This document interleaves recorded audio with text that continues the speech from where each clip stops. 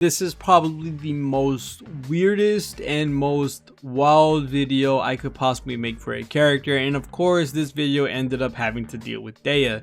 Now of course I do not want to ride on this train anymore of, you know, talking about Dehya, talking about her issues, talking about her kid, talking about her damage. Every single person, I guess you could say, that covers Genshin has already beat the dead horse thoroughly when it comes to talking about Dehya and her kit, damage, all that type of stuff. So we're going to be putting a close to that book and opening a new one very soon. But with the last page, let's end it with a light-hearted one for Dehya.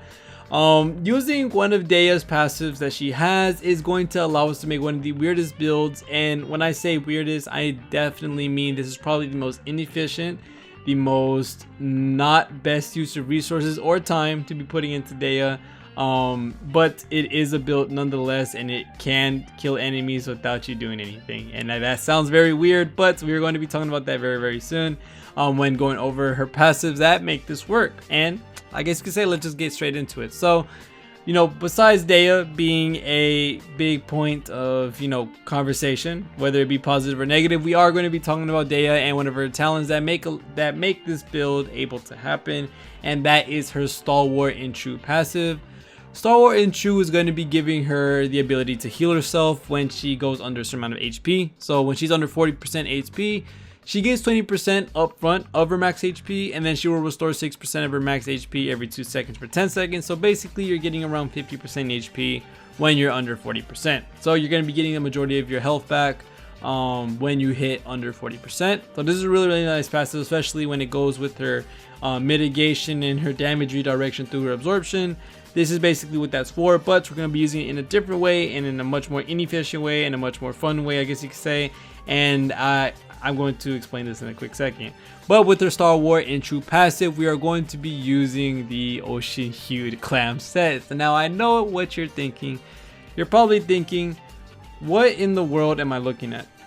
Dehya cannot heal other people. She wise on her sets.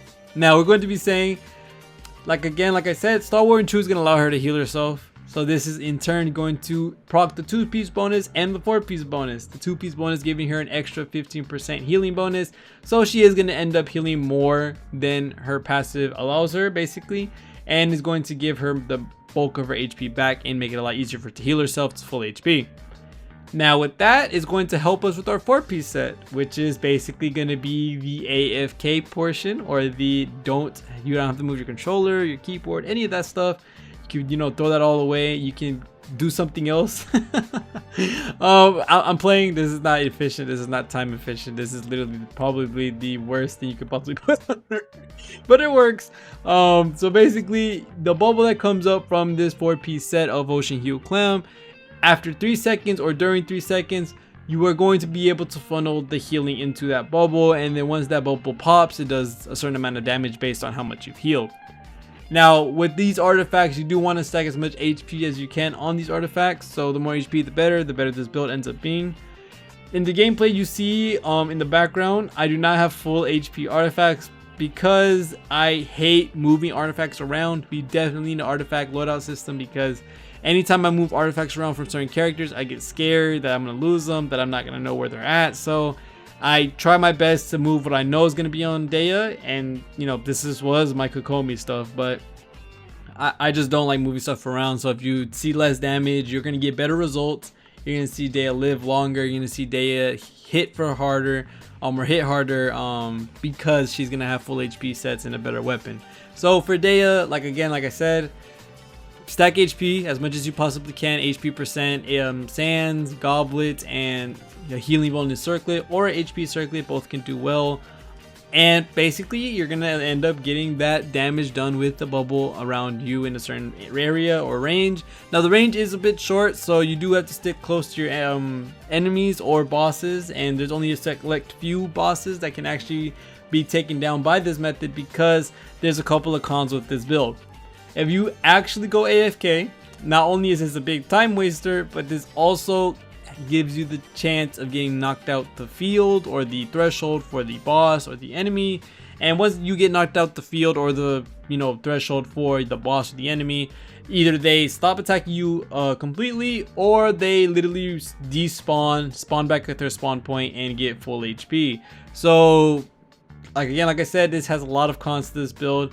But if you want to, I guess you could say, put a rubber band on your controller, put a placeholder on your W key or something like that, then I guess you could possibly AFK farm with Dehya. And like I said, you could possibly leave this AFK while you're eating dinner, lunch, breakfast, something, and you probably still won't have the boss dead. They'll be close, but I don't know. Like I said, this is purely a meme build. There's a lot of cons with this. You can get knocked out the field, the threshold of the enemy seeing you, they can reset their health. If somehow an enemy makes Dehya lose all her HP, which is very hard, especially since she has innate healing with, you know, the OG cute clam set and having all that HP, and especially you can use the bell for this. I did use her signature weapon, so the bell will possibly be even better because she will end up having a shield through the passive, and that will allow her to heal without getting knocked around and possibly, you know, die, which isn't really an option or really a thing because she has so much health and that healing is so clutch. Using the bell or using another HP claymore is going to be a lot better than using the beacon of the Reed Sea. So, you know, results vary. My results were, I guess you could say, good enough. As you can see, the bosses and the enemies or whatever's playing in the background is definitely getting ticked around. I'm not going to say how long that took, but it definitely got ticked around. But this is just, you know, me being weird, funny, I guess you could say. Not 100% the most serious build or the most serious thing in the world. But that's going to be pretty much the video when it comes to the build. I did want to say that, you know, hopefully we can let this, I do say that as a closing saying or remark before we close this Dehya chapter, because it is time for us to move on. Because Ayaka and Shenhe are getting closer to rerun. I gotta make videos on them. I gotta get hyped for Baiju and Kaveh because they're really cool units that are both Dendro, so we have a lot of possibilities of teams that they could possibly be on. So yeah, there's a lot. We're getting closer to Fontaine.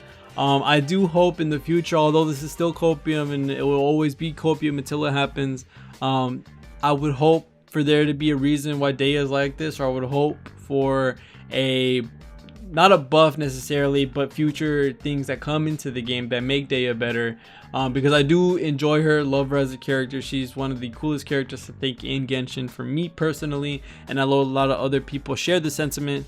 But again, like I said, I would hope for her to be better. If not, that sucks, but we have to put a close to this chapter. Not saying that people shouldn't keep asking or finding a way to make her good, or hopefully there's another character in the future to make her better, but just overall, I can say the crap storm that's been Dehya, and the conversation that follows her, whether it be super negative to being just barely negative, I would like to hopefully see that subside with, you know, the reruns and the new characters coming out in the future. So other than that, hopefully in the future y'all guys lose your 50-50, well, not lose your 50-50 intentionally, but whenever it does happen, hopefully it rolls into Dehya if you already have everyone else or you want Dehya personally. So thank you guys so much for watching all the way to the end of the video. It's been, you know, I've enjoyed all the support I've seen.